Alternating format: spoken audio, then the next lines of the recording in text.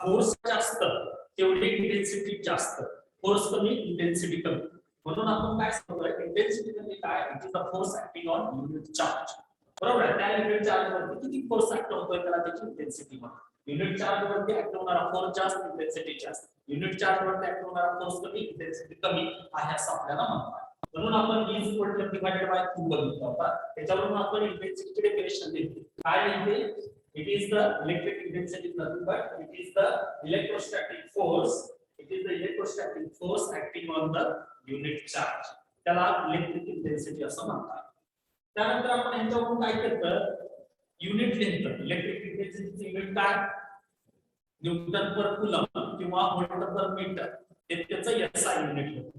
CGS unit काय होतं, डायन पर स्टॅटिक कूलम, हे त्याचं सीजीएस युनिट. ठीक आहे. आता आपल्याला E is equal to F divided by Q हा फॉर्म्युला मिळाला. E is equal to F divided by Q. मात्र इथं F चा अर्थ काय, इलेक्ट्रोस्टॅटिक फोर्स. दोन चार्जेस जर आपण विचारात घेतले तर त्या दोन चार्जेस मध्ये फोर्स ऑफ अट्रॅक्शन किंवा रिपल्शन असतो. हा जो काय फोर्स ऑफ अट्रॅक्शन रिपल्शन आहे तो आपण F ने दाखवतो. आणि F ची किंमत माहिती आहे तुम्हाला. F ची किंमत कुठे आहे, F ची किंमत किती होती, 9 × 10⁹ Q divided by kd². He F ची किंमत आहे. त्या F ला डिवाइडेड बाय चार्ज करा, मग काय होईल, इथल्या एका चार्जला अंशस्थानच्या एका चार्जला छेदस्थानचा एक चार्ज कॅन्सल होतो. म्हणजे E बरोबर काय राहिला final, 9 × 10⁹ Q divided by kd².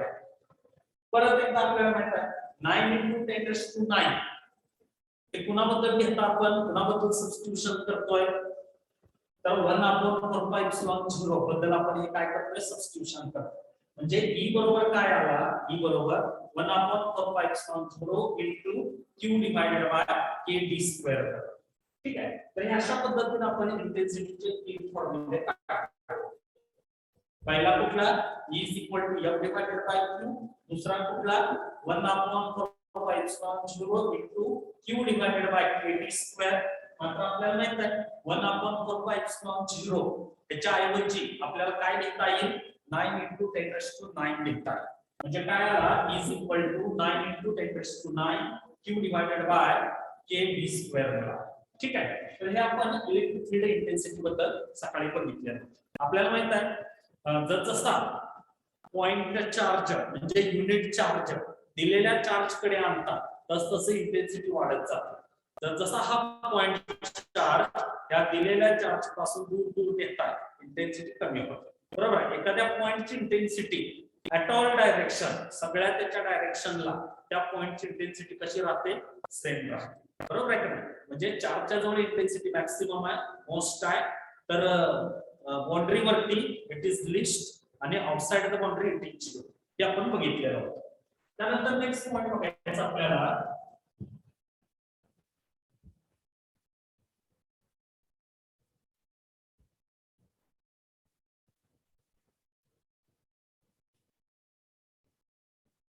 Next point बघायचा आहे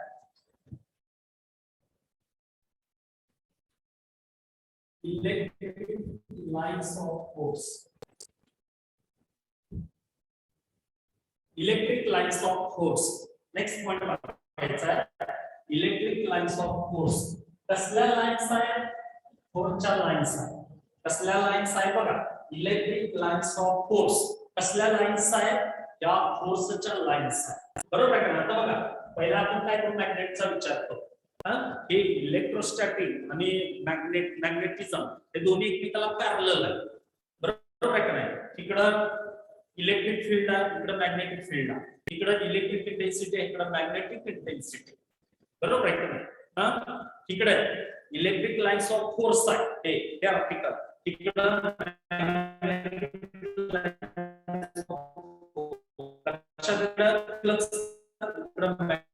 इलेक्ट्रिक फ्लक्स डेन्सिटी आणि इलेक्ट्रिक इंटेन्सिटी या दोघांमधलं आपल्याला रिलेशन फाइंड आउट करायचं. तसंच ह्या बाजूला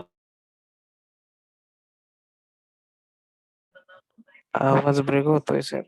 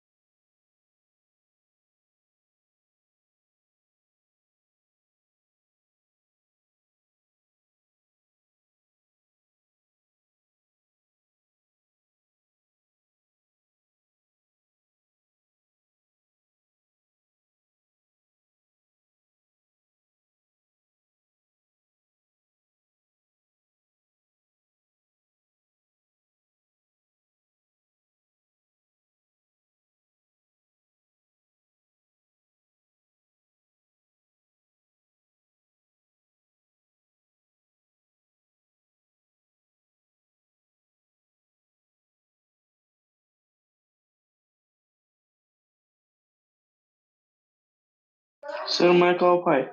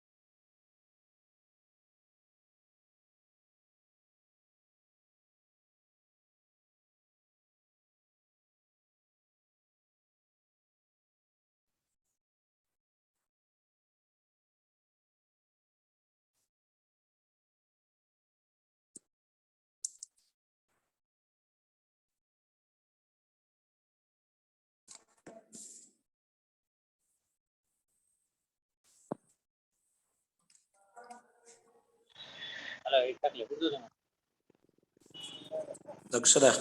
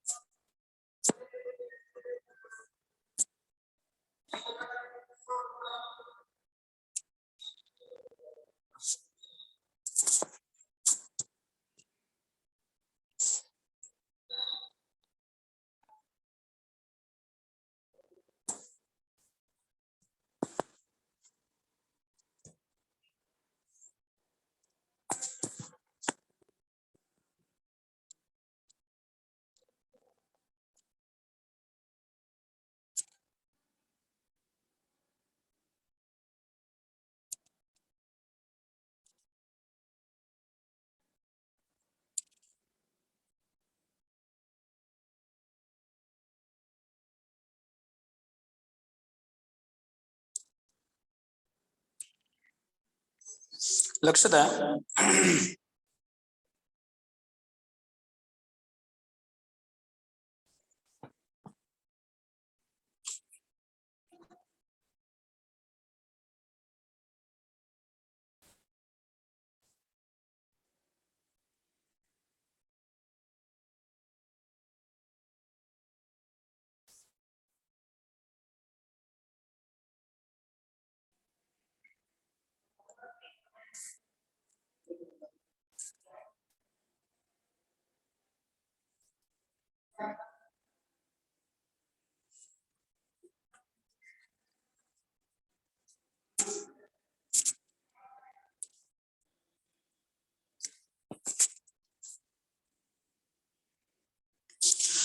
हा, आवाज येते?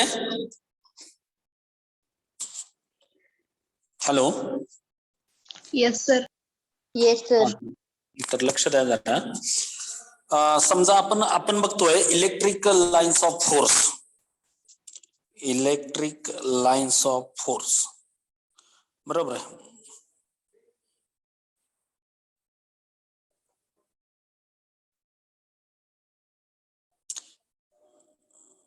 इलेक्ट्रिक लाईन्स ऑफ फोर्स, ठीक आहे.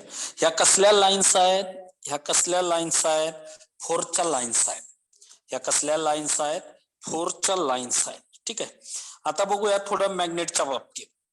मॅग्नेट मध्ये काय सांगितलं बघा. समजा हा मॅग्नेट आहे, इकडं हा एन पोल आहे, हा एस पोल आहे.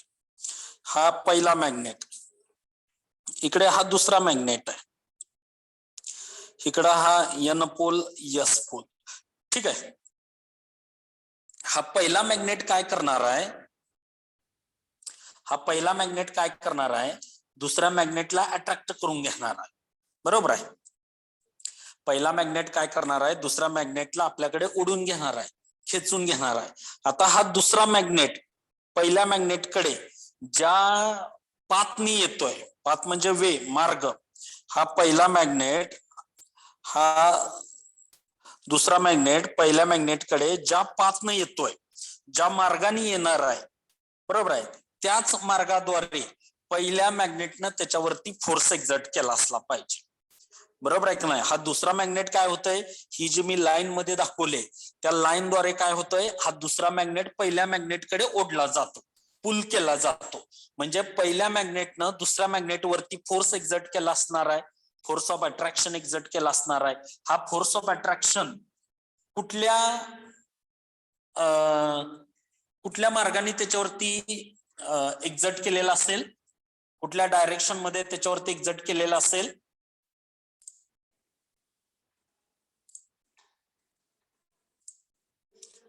बोला जरा.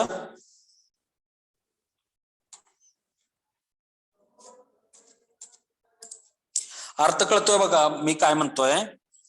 दोन मॅग्नेट आहेत, त्या मॅग्नेटला आपण दोन पोल दाखवले, एक एन पोल नॉर्थ पोल, एक एस पोल साऊथ पोल. आपल्याला माहित आहे जसं positive positive negative negative repulsion असतंय, तसं मॅग्नेट मध्ये देखील नॉर्थ नॉर्थ रिपल्शन असेल, साऊथ साऊथ रिपल्शन असेल, बरोबर आहे. किंवा एक नॉर्थ एक साऊथ किंवा एक साऊथ एक नॉर्थ, या दोघांमध्ये काय असणार आहे? फोर्स ऑफ अट्रॅक्शन असणार आहे. या दोघांमध्ये काय असणार आहे? फोर्स ऑफ अट्रॅक्शन असणार. आता काय केले आपण? दोन मॅग्नेट घेतले आणि हे दोन मॅग्नेट आपण काय करतो? एकमेकाच्या जवळ ठेवले. तर काय होतंय? ह्यातला जो पहिला मॅग्नेट आहे, हा पहिला मॅग्नेट दुसऱ्या मॅग्नेटला आपल्याकडे अट्रॅक्ट करून घेणार आहे. पहिला मॅग्नेट दुसऱ्या मॅग्नेटला आपल्याकडे पुल करणार आहे, बरोबर आहे. मग आता तो पुल करतोय म्हणजे याचा अर्थ काय? पहिल्या मॅग्नेटनं दुसऱ्या मॅग्नेट वरती फोर्स ऑफ अट्रॅक्शन एक्झर्ट केलेला असला पाहिजे, बरोबर आहे.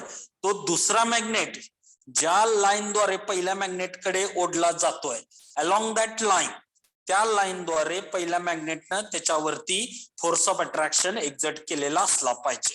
त्यामुळेच हा दुसरा मॅग्नेट पहिल्या मॅग्नेटकडे पुल केला जातो, हो बरोबर आहे का नाही? किंवा असं उदाहरण घ्या, हा एक मॅग्नेट आहे, हा इथं एन पोल आहे, हा इथं एस पोल आहे, ठीक आहे. हा इथं दुसरा मॅग्नेट आहे, इकडं हा एस पोल आहे, इकडं हा एन पोल आहे. आता काय होणार आहे? ह्या दोघांमध्ये रिपल्शन असणार आहे. म्हणजे पहिला मॅग्नेट काय करणार आहे? दुसऱ्या मॅग्नेटला रिपेल करणार आहे. पहिला मॅग्नेट दुसऱ्या मॅग्नेटला पुश करणार आहे. म्हणजे दुसरा मॅग्नेट जो आहे तो पुढे पुढे सरकणार आहे. मग तो ज्या मार्गाद्वारे, तो ह्या लाईनद्वारे पुढे पुढे सरकणार आहे, तो ज्या मार्गाद्वारे, ज्या लाईनद्वारे, ज्या पाथद्वारे हा सेकंड मॅग्नेट पुढे पुढे सरकतोय, along that line, along that path, पहिल्या मॅग्नेटने त्याच्यावरती फोर्स एक्झर्ट केलेला असला पाहिजे, हो बरोबर आहे का नाही? ज्या लाईनद्वारे हा मॅग्नेट दिलेल्या मॅग्नेटकडे पुल केला जातो, किंवा ज्या लाईनद्वारे हा दुसरा मॅग्नेट दिलेल्या मॅग्नेट पासून पुश केला जातो, अलॉंग दॅट लाईन, त्या लाईनद्वारे पहिल्या मॅग्नेटनं दुसऱ्या मॅग्नेट वरती फोर्स ऑफ अट्रॅक्शन किंवा फोर्स ऑफ रिपल्शन एक्झर्ट केलेला असला पाहिजे, बरोबर आहे की नाही? ही जी काय लाईन आहे, ही जी काय लाईन आहे, ही जी काय लाईन आहे दोन मॅग्नेट मधली, अलॉंग दॅट लाईन हा पहिला मॅग्नेट दुसऱ्या मॅग्नेट वरती फोर्स ऑफ अट्रॅक्शन किंवा फोर्स ऑफ रिपल्शन एक्झर्ट करतोय. ही जी काय लाईन आहे दोन मॅग्नेट मधली, त्या लाईनलाच काय म्हणता येईल? मॅग्नेटिक लाईन्स ऑफ फोर्स असं म्हणता येईल. कसली लाईन आहे ही? फोर्सची लाईन आहे. म्हणजे along that line one magnet एक्झर्ट्स the force on the another magnet, बरोबर आहे का नाही? त्या लाईनद्वारेच पहिला मॅग्नेट हा दुसऱ्या मॅग्नेट वरती फोर्स एक्झर्ट करतोय. त्या लाईनद्वारेच पहिला मॅग्नेट हा दुसऱ्या मॅग्नेट वरती फोर्स एक्झर्ट करतोय. आलं का लक्षात? हो कळतंय का? हॅलो, आवाज येतोय? हा, माझा आवाज येतोय का? Yes sir. हा, मॅग्नेटिक लाईन्स ऑफ फोर्स म्हणजे काय? एक मॅग्नेट ज्या लाईनद्वारे दुसऱ्या मॅग्नेट वरती फोर्स टाकतोय, ती लाईन म्हणजेच काय आहे?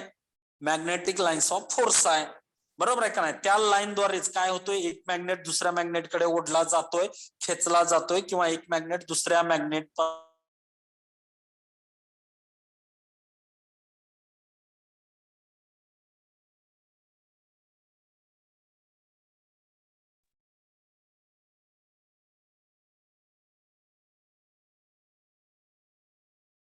सर माईक ऑफ झाला.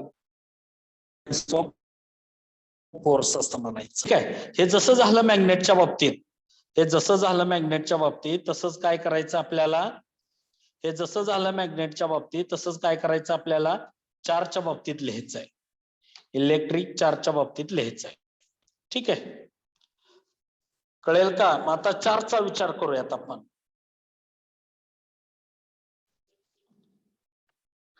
चार्जचा विचार करूया. समजा दोन चार्जेस घेतले, एक प्लस चार्ज आहे, इकडं हा दुसरा प्लस चार्ज आहे. हा पहिला प्लस चार्ज काय करेल, दुसऱ्या प्लस चार्जला रिपील करेल. हा पहिला प्लस चार्ज काय करेल, दुसऱ्या प्लस चार्जला रिपील करेल, पुश करेल. बरोबर आहे. ज्या लाईनद्वारे हा पहिला चार्ज दुसऱ्या चार्जला रिपील करतोय, पुश करतोय, त्याच लाईनद्वारे अलॉंग दॅट लाईन ह्या पहिल्या चार्जनं त्याच्यावरती फोर्स ऑफ रिपल्शन एक्झर्ट केलेला असला पाहिजे. किंवा इथं दुसरं उदाहरण घेऊयात. हा प्लस चार्ज आहे, दुसरा हा मायनस चार्ज आहे. आता हा पहिला प्लस चार्ज काय करेल, ह्या मायनस चार्जला आपल्याकडे अट्रॅक्ट करून घेईल. बरोबर आहे. आता ज्या लाईनद्वारे हा दुसरा चार्ज पहिल्या चार्ज कडे मूव्ह होतोय, अट्रॅक्ट होतोय, त्याच लाईनद्वारे पहिल्या चार्जनं दुसऱ्या चार्ज वरती फोर्स ऑफ अट्रॅक्शन एक्झर्ट केलेला असला पाहिजे. ही जी काही लाईन आहे दोन चार्ज मधली, ही जी काही इमॅजिनरी लाईन आहे, त्या इमॅजिनरी लाईनलाच काय म्हणायचंय, इलेक्ट्रिक लाईन्स ऑफ फोर्स असं म्हणायचंय. ही जी काही लाईन आहे दोन चार्ज मधली, ही जी काही इमॅजिनरी लाईन आहे, त्या इमॅजिनरी लाईनलाच काय म्हणायचंय, इलेक्ट्रिक लाईन्स ऑफ फोर्स असं म्हणायचंय. बरोबर आहे. म्हणून इलेक्ट्रिक लाईन्स ऑफ फोर्सची डेफिनेशन काय सांगितली आपण, द पाथ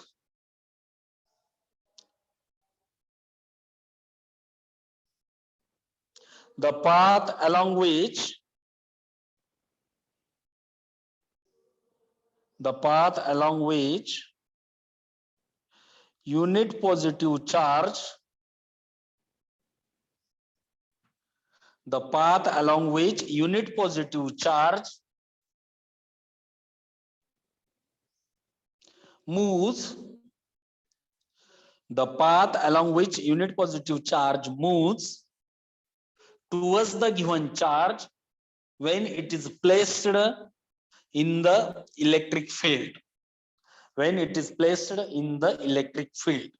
बरोबर आहे.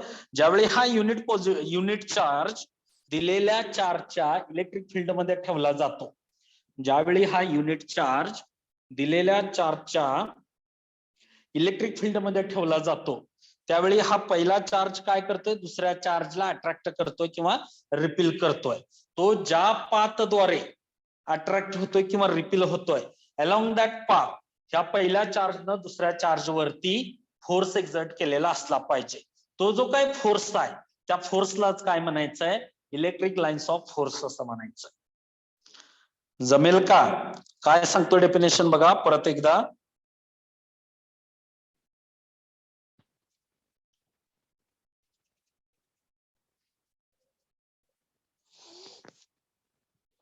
डेफिनेशन काय सांगितले बघा, the path along which unit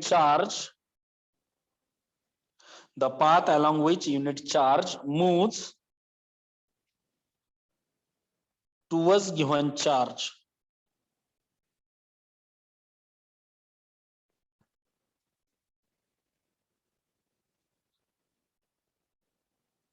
when placed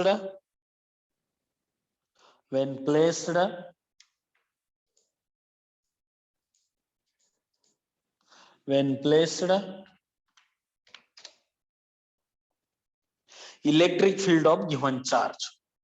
When placed in the electric field of given charge, त्याला काय म्हणता येईल आपल्याला, इलेक्ट्रिक लाईन्स ऑफ फोर्स. थोडक्यात लक्ष द्या, इलेक्ट्रिक लाईन्स ऑफ फोर्स म्हणजे काय, कुणाच्या लाईन्स आहेत, फोर्सच्या लाईन्स आहेत. एक चार्ज दुसऱ्या चार्ज वरती फोर्स एक्झर्ट करतोय, मग तो फोर्स ऑफ अट्रॅक्शन असेल किंवा फोर्स ऑफ रिपल्शन असेल. मग ज्या पाथद्वारे हा युनिट चार्ज मूव्ह होतोय किंवा रिपील होतोय, अलॉंग दॅट पाथ हा चार्ज काय करतोय, त्याच्यावरती फोर्स एक्झर्ट करतोय. बरोबर आहे. त्यालाच काय म्हणताय तुम्ही, त्यालाच काय म्हणताय, इलेक्ट्रिक लाईन्स ऑफ फोर्स असं म्हणतात. ठीक आहे. आता एक्झॅक्ट आपण ह्याच्या डेफिनेशन वगैरे बघूयात आपण, म्हणजे तुम्हाला हे इलेक्ट्रिक लाईन्स ऑफ फोर्स बद्दल माहिती कळून जाईल. बरं, हे डेफिनेशन कळाले सर्वांना? डेफिनेशन कळाले? Yes sir. चालतंय, ठीक आहे. आपण काय करूयात, राहिलेला पार्ट नेक्स्ट लेक्चरला घेऊयात. थोडा आज हे टेक्निकली अडचणी होत्या, राहिलेला पार्ट आपण नेक्स्ट लेक्चरला घेऊया. ठीक आहे, तुम्ही पुढच्या लेक्चरला जॉईन झालं तरी चालेल. सर अटेंडन्स घेतली? एक मिनिट.